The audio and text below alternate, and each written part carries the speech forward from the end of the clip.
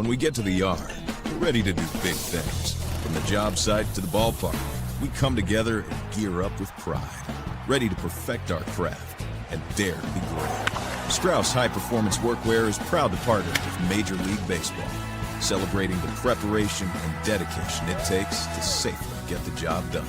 Because whether you're on the field or in the field, your gear is a source of pride. Strauss and Major League Baseball. Gear up, go yard. Hello, everyone. Sarah Muirhead with Feedstuffs 365, and Greg Soulje is here with us today with a midweek weather update. Welcome, Greg. Well, thank you there, Sarah. Nice to be with you here on a Wednesday instead of our Tuesday, but nonetheless here to get you a little update for the rest of the week, a little peek ahead over the next couple of weeks, and some relatively good news on all accounts late in the season. Not going to matter, but it's a start in getting at least some degree of recharge process in some of these drought-ridden areas of the country. Very good. We want to, of course, recognize Strauss Workwear as our new sponsor. Strauss is a family-owned global company in its third generation that designs, manufactures technical workwear and footwear for farmers, builders, and craftsmen. It's a tool you wear. So our thanks to Strauss, as you probably saw the intro there. Really good stuff. So, Greg, I'm going to put up the slides and let's get that update. Okay, we shall. And it's late in the season. People kind of pondering where in the world was this rain a couple of months ago.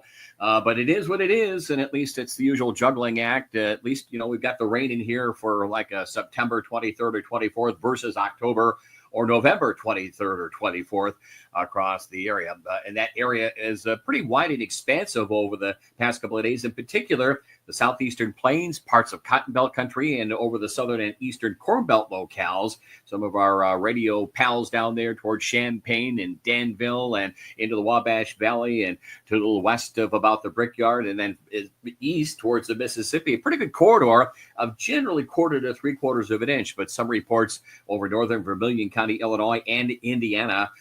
They're south of West Lafayette and Purdue, for example, down to about Crawfordsville, Indiana, of about an inch to an inch and a half worth of rain, and some pretty good coverages. But those lower end spectrum numbers that came through parts of eastern Indiana and Ohio, and a separate area of rain underway this morning down through eastern Texas and then east into the Arklatex area. That's Arkansas, Louisiana, mid to lower Delta region of rain as well. Late in the season, it's just pasture lands and rangelands, but it certainly helps, especially through Kentucky, for example, and some of those equine areas. But again, too late to matter. And we're still in the early vestiges of some, at least harvest operations, and we'll be probably making quicker return into those western Corn Belt areas, a little slower to evolve in eastern areas. Don't push it. Don't panic. Remember safety first. Because we'll get into another broad window of opportunity for harvest operations. And there are also some folks in some of those southern Midwestern areas just beginning to get going on winter wheat planting operations. Still some issues out through especially Big Sky country, the Pacific Northwest, recurring dry weather spells, and it is mounted into significantly short and very short topsoil moisture supply in through Montana. They're leading the pack out there, getting some rain, as mentioned, down over the southern and southeastern part of the winter wheat belt. So some field work delays, planting delays, but the moisture certainly there is appreciated. And the warmth is returning under another big warm ridge of high pressure, getting going over the southern Canadian prairie, North Dakota, the Dakotas back through Big Sky country, as we kind of realign the upper air pattern and kind of evolve back into kind of more or less a somewhat modestly busy active weather pattern into the Atlantic Basin. We'll take a look at that in just a second. I don't think we have anything of major concern, but it, again, slows up and changes the weather pattern over the middle part of the country with regard to expanding warm, dry weather this time of the year. Meanwhile, southern Texas to the mid-Atlantic region, some late season heat still holding on. Daytime temperatures will be up into the low to mid 90s, especially over the mid-Atlantic region, but cool front's making its way across the area, and the showers and thunderstorms as well over the southeastern plains into the Delta region. Still a lot of those pastures, 55% of them poor and very poor across Kentucky, and lesser degree in through Arkansas, but the rains should help moving forward. Unfortunately, that's probably it for organized rains in some of these equine areas of Kentucky, the Ohio Valley, we're moving into another warm, dry weather pattern. And there may be some opportunity for some additional rains down through the Cotton Belt country into the southeastern states. And we'll talk about the reasoning behind that in just a minute. Had some snow across the higher peaks, and it was above about 8,000 feet of Colorado and Wyoming over the past 48 hours. Take that, but it is mid to late September. That's kind of the start for the higher peak snow season in the Rockies. In any event, agricultural areas into the Pacific Northwest continue to hurt with regard to dryness and drought this summertime season. Of course, a few weeks ago was fire-related issues. Air quality has improved, but topsoil moisture shortages, 92% on the lower end, short and very short through Washington State, 80% in through Oregon, and that does take into account the key ag areas of the Willamette Valley in Washington State and Rogue River Basin as you get southward in through Oregon. An unusual setup, by the way, getting into California, the southwestern states. We'll take a look at that. And again, it's tropical weather system induced remnants, if you will, or flow pattern. And it has the walk and talk of El Nino. In any event, and I know we're supposed to be moving into a La Nina one, and that's all the talk that's been going on with regard to longer range weather forecasts. In any event, here's the rain over the southeastern plains, the lower Mississippi Valley, and some pretty good rainfall getting going and expanding this afternoon out of lower Michigan. They had some pretty good rain totals in some of the worst drought areas around Grand Rapids, Battle Creek, west of Detroit. That'll be shifting southward into the Buckeye State this afternoon and evening time. And boy, another area of the country hurting with dryness and drought, the Northeast and New England, where rains will be on the increase there. There's the look at Wednesday night into Thursday in a slow-moving boundary, and the systems will begin to move slower and slower with a couple of systems in the Atlantic we'll take a look at. None of which, again, I think are expected to make landfall, but they do direct the steering currents of the weather pattern across the United States. So there's these rain and thunderstorm outbreaks as you see them out across the Northeast, New England. Good news there. Down through the Ohio Valley. Good news there. Mid-South, including Kentucky. Good news. And all the way down to the Gulf Coast area. And some pretty good rainfall totals as well later tomorrow and in through Friday into the northeastern and eastern states. That front kind of washes out, stalls out. There's another little ripple moving through in a dry weather pattern, dry flow out of the Canadian prairie into the upper Midwest of no concern. And the showers and thunderstorms are back into play. Part of that's monsoon moisture. Part of that's going to be ultimately embedded tropical moisture from, I believe it is NARDA out there with an N.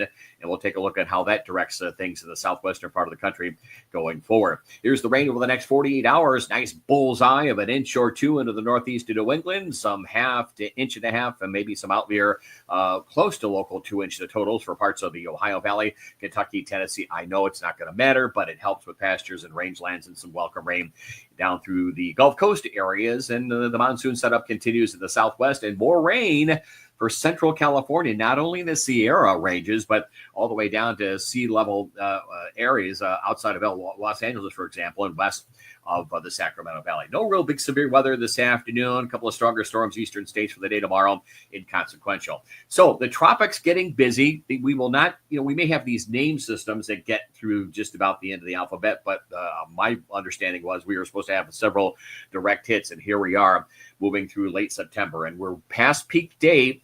And these systems that you see, Gabriel's moving out to sea of no consequence. Those two other ones, the X in yellow and the orange or red one out there, will become perhaps a named system or two. And there's some coalescence of these two storm tracks. Those are the cones of uncertainty or cones of potential storm track, either as far west on one of them as the Space Coast, for example. Another one may get embedded. And when you get two systems wrapped up, they fight amongst themselves, if you will, trying to organize tropical moisture or trying to organize themselves. So we'll see what happens out there.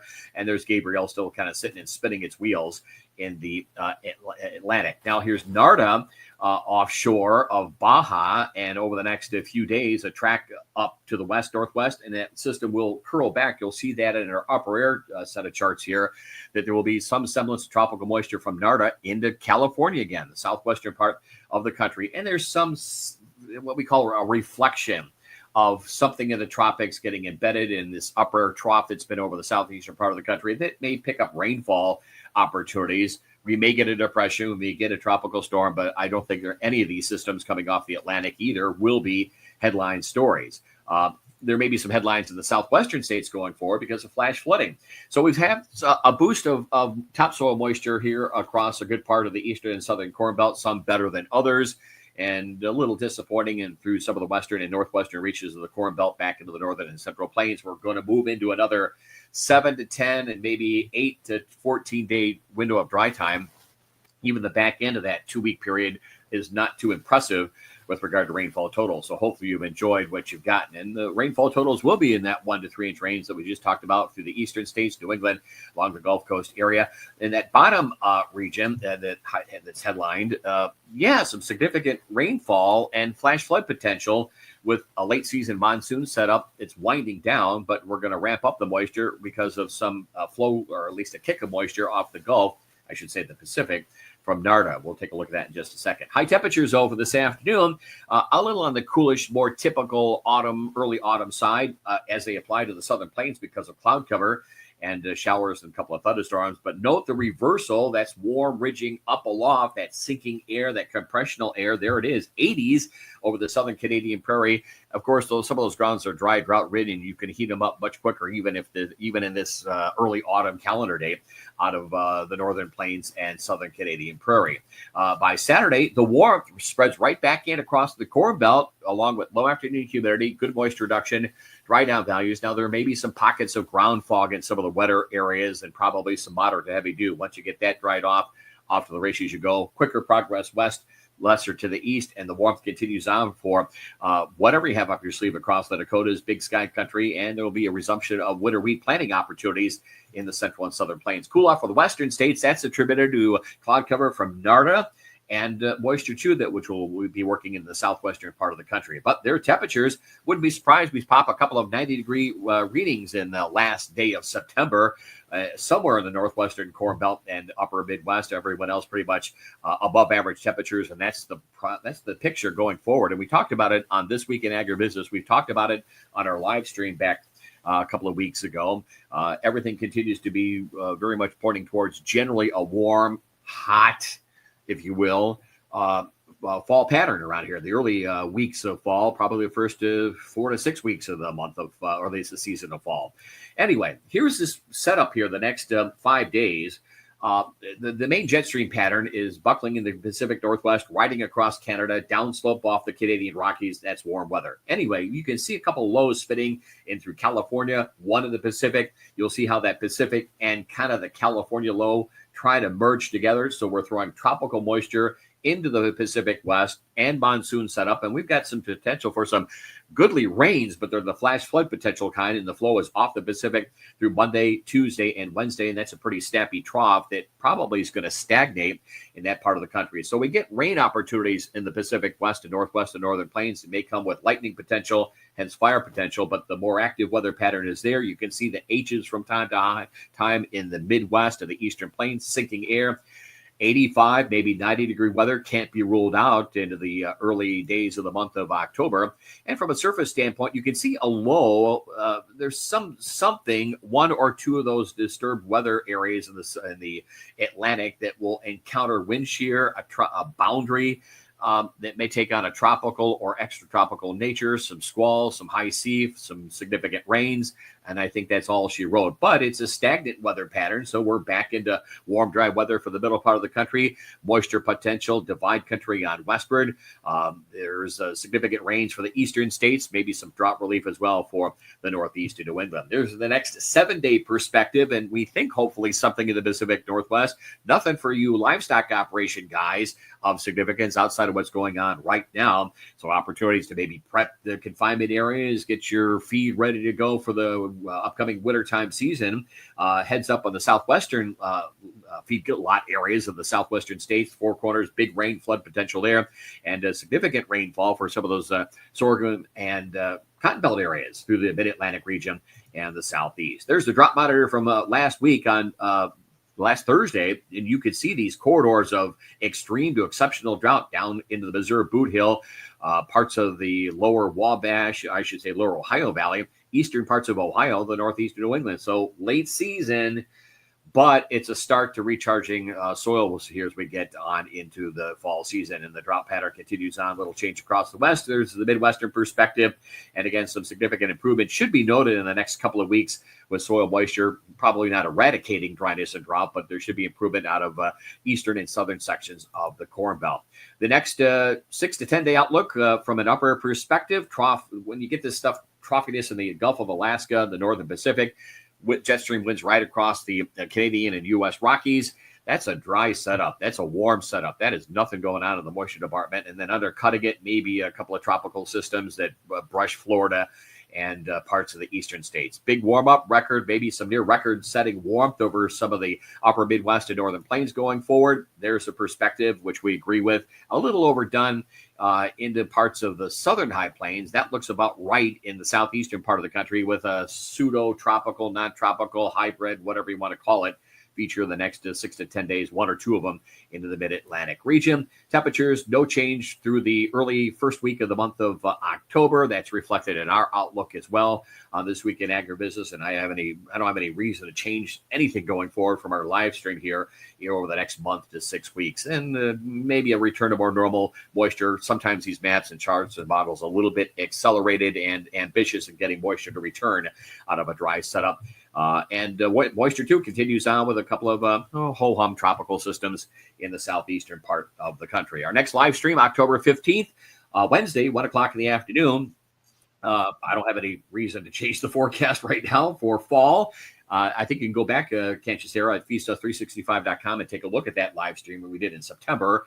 And you sure can. Yep. Yeah. Just Feedstuffs 365. Just click on your picture there. There you go. And then obviously the Farm Progress sites have the show as well for This Week in Agribusiness. You can go back and review that. So that's it from the weather office here on a midweek Wednesday, Sarah. Some folks got rain. Enjoy looking at that rain gauge because there ain't nothing going on for parts of the country over the next couple of weeks. And we may get some headlines, social media stories on some name systems over the Atlantic, but I don't think anything will be anything duly noted from a potential destruction standpoint. A lot of rain in the forecast down there, and that's about it. And we enjoy the remnants and the change in upper pattern over the middle part of the country, I guess, from that perspective, as the tropics and the Atlantic get a little busier out there in the foreseeable future there. I was just up in St. Paul here earlier this week, and the leaves are starting to turn. So I think we're going to start to see that down here in northern Illinois as well, Greg, shortly. Yes. Yeah. Some of those varieties that are a little drought-ridden and stressed are doing that in our neighborhood. We were out in Pittsburgh earlier on in the weekend. It rained out there, and it was a steady soaking rain, and they have not had much of that out there this summertime season. So they enjoyed the rainfall out there over the past couple of days. Very good. Well, we'll be touching base with Greg here on Friday for another update. And as he noted, we've got a live stream coming up in mid-October. I think it was the 15th. So I want to make sure to mark your calendar for that. So yes, very good. Thank you, Greg. Take care. Thank you all for tuning in as well.